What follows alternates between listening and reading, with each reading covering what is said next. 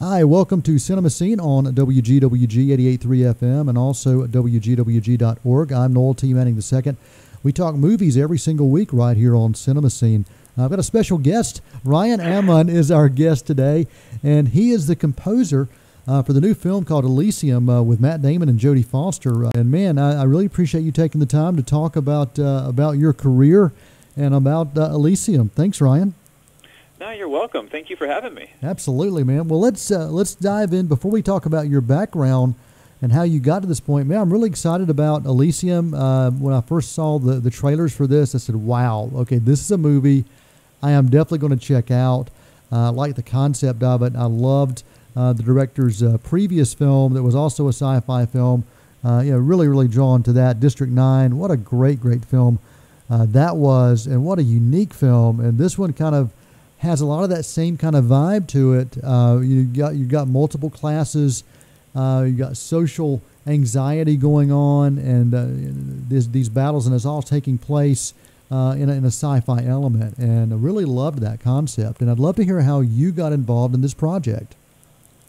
Yeah, this is a bit of a crazy story, and the more I tell it, the more I realize how crazy it is, because I didn't have any prior experience in film scoring at all. My background, it came from reality TV at first. It was my first foot in the door when I moved to Los Angeles about almost 10 years ago now. Okay. And so I started writing extra music for reality TV shows.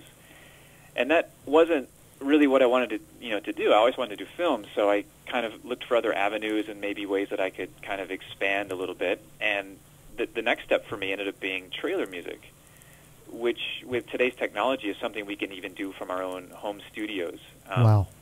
And so I started putting together some tracks, and I worked for various trailer music libraries, and they would send out those tracks then, and we never really know exactly where they're going to get used and when, so it's kind of a guessing game if what we're writing is going to be valuable to anybody out there and what style they're looking for at that time. Yeah. But that was my next step, was trailer music. And I decided to work on my own company after writing for various trailer music libraries. And the company I formed was called City of the Fallen. And it was simply a way for me to express kind of my own style at that time that maybe wouldn't have been appealing to other libraries, because it was a bit more ethnic and a little bit more towards film music, you could say, than the traditional trailer format. Gotcha.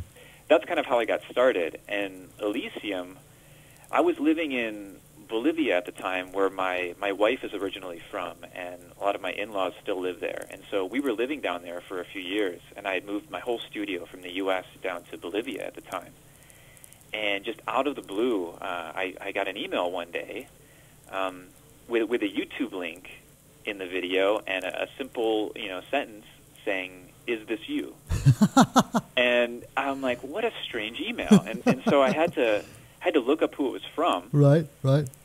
And I'm like, N. Blomkamp, Neil. Okay, let me Google him. Right. And I feel really embarrassed now because I didn't recognize the name at first. Right. But as soon as I Googled him, like, it was all over the place. Yeah. District 9. I thought, oh my goodness, I know who this is. Yeah. Well, let me ask you. And so then my next reaction was, all right, which friend of mine is playing the prank on me?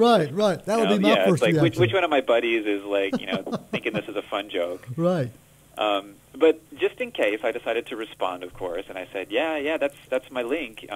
And it's funny because the YouTube link that was attached, I don't actually promote any of my music on YouTube. I'm just not that into self-promotion. So I think what had happened was a fan of trailer music in general, I think, had posted that link and kind of on their own website, and somehow he had gone through, and Neil had discovered it off YouTube. Wow. Which is a bit crazy now, because the world we live in, it's changed so much from 10, 20 years ago. Yeah. And so I got in touch with them again, and I finally received an email back from his personal assistant. And then I realized, okay, this is a real thing. So and we had a phone conversation a few weeks later through Skype while I was still in Bolivia, and he offered me the job. Wow, dude, that's amazing. That is absolutely amazing. Let me ask you this: the fan of your music that posted that, does he get like an invite to the world premiere of this movie? No, but you know what? I think he should. We'll have to track him or her down. Yeah. I don't remember who it is, but they should definitely get to go. Absolutely, man. Well, once you got this gig and once you realized it wasn't one of your friends playing a sick joke on you, I know you were probably literally on Elysium. You were literally floating on Elysium, going, "Wow, this is paradise! This is paradise!" To get this kind of there was that minute of like, this is awesome, you know. Yeah. And I'm gonna hit this one out of the park, and then immediately after was this terrifying fear of you know, now I've got to somehow assemble a team together to get this thing through to completion, because not having worked with video much, it was also learning a very steep learning curve of the technology. Okay. Scoring, you know, to a picture and locking that into your computer so it's all synced correctly. Right. And simply writing a track for music's sake, and then having editors way on the other side kind of mess with it. So it was a big technological learning curve for me. Well, your process for writing, this is your first feature length film, correct? Yeah. And you've done trailers before, and you also, I mean, you had a great fellowship studying under a Grammy and Emmy Award winner, Mike Post. I've been a fan of Post for years, and hopefully we'll be able to talk about that a little bit. But what's for you? What was the difference between writing for trailers and just trailer music and writing for this feature length film? I know there's got to be huge. You talk about a learning curve, but there's got to be a huge difference in that whole approach as well, isn't there? Yeah, I assumed that there would be at first. Okay. And funny enough, what happened was the two overlapped quite a lot, because the way that the director was approaching the film musically and our first few conversations together is that he didn't want me to see the film at first, and he didn't want me to read the script either. Wow, he was going to give me some ideas of, there's a villain, there's a hero, there's a space station, and then, there's these people on Earth that are without resources, and, a disease-ridden kind of world, And he wanted me to just, from whatever I had in my mind, to come up with maybe a sound or some ideas of what that might sound like. And so it wasn't too far off from trailer music at first, because I didn't have any visuals to really base the music from. I had to kind of visualize what he might create in his head. So I went back and I watched District 9 a few times. I tried to dig up any interviews I could with him to learn about, his filmmaking and his process and what kind of style he gravitates towards. And that helped me kind of approach it musically as well. And then around halfway through the process, they started sending me some film footage with some of my music already temped in. Wow. In certain scenes, and so I got to see how they had imagined what I had done and where it fit for them, which was kind of cool, because it's a different perspective seeing it, from a director's point of view than from the composer. And so they really overlapped at first, and then as I started getting more involved, then I headed up to Vancouver, where all the post-production team was working, and started scoring more scenes to picture. Gotcha.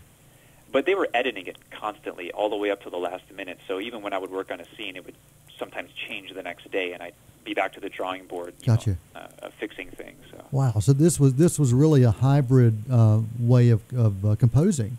It was a different approach. I think more and more directors now might be interested in trying it this way, because it yields a little bit different results, and sometimes I think it can be a little bit more creative. The composer isn't locked into something right away, and they have a free room to, come up with whatever ideas they have in the back of their minds. It's this huge blank canvas, and it's great to have that kind of freedom, but at the same time, it's really daunting, because how do you fill the canvas when there's, a million different ideas out there? Right. Yeah. You're given. I mean, what you said initially, just some very simple concepts about here's what this story is, and here are the different elements of things going on. Here's the conflict going on. But when you're not given much more than that, wow, you really do have to stretch that imagination. Yeah, it was pretty tricky for me. And, of course, then when I saw the actual footage, some of the stuff I had worked on before, I thought, oh, man, well, that's down the wrong road. Like, that's not really what I had imagined it looking like. So let me go back to the drawing board and start again. So it was a lot of music that I wrote, but I think the approach was really cool and really unique, and I actually had a blast doing it. That's really cool. Well, we're spending some time today talking to Ryan Amon. This is Noel Manning, You're listening to Cinemascene on WGWG.org, 88.3 FM. Thanks for being our guest today. Where did you do the recording for this project? We recorded an orchestra of strings and brass at Abbey Road Studios in London. Wow, man! And that for me was another pinch yourself moment, because not only was it my first film and I got to get a full orchestra together because we had the budget for it, but it was also I got to kind of choose where I wanted to record it in a sense, and I wanted to go to Abbey Road. Yeah, why not? Stepping into that room, I used to think of all the great scores that have been done there.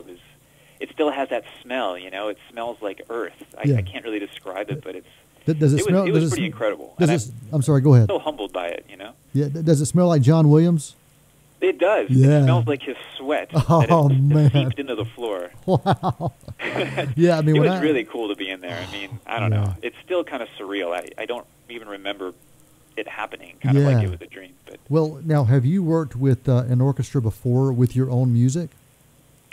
I've worked with a few orchestras, but I never got to go to the recording sessions. Okay. Some of the trailer music I had worked on, I would send to the companies, and then they would take the music and get it orchestrated a bit and have some editors and go off and record it in the Czech Republic, or they'd go to Prague.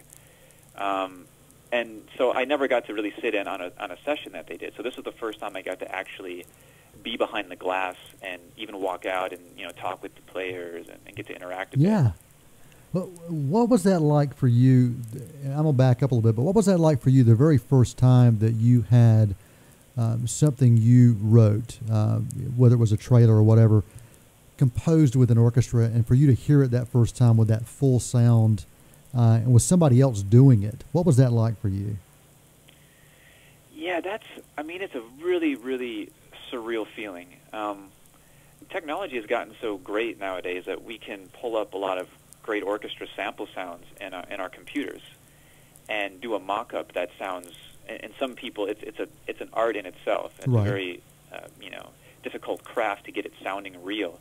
But when you hear the live players, especially strings, because my favorite sound, I think, probably in the whole world, is a string section. Oh, I love strings.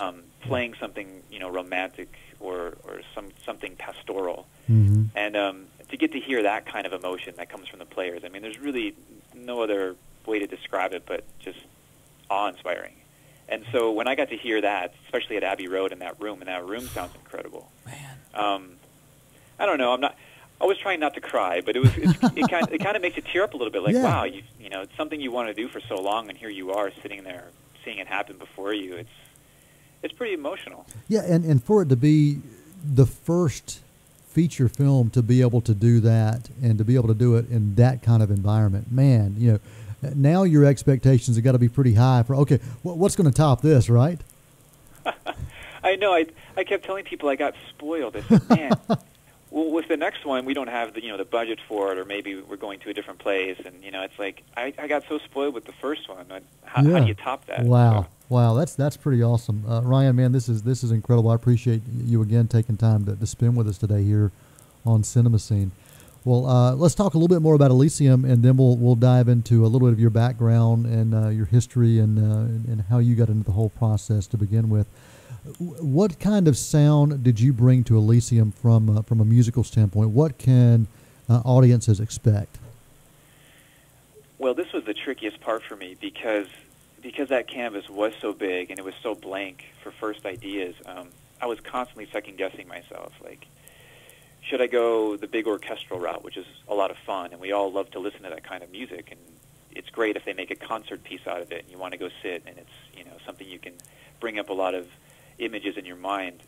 But after talking with Neil about the film and the direction of the music, he was using words like non-traditional and organic, and so we were really feeding off of each other, and I know that he wanted something that didn't have any necessary, well, I guess I should say he didn't want the sound to sound like it was from any country or area of the world in particular. Okay. Because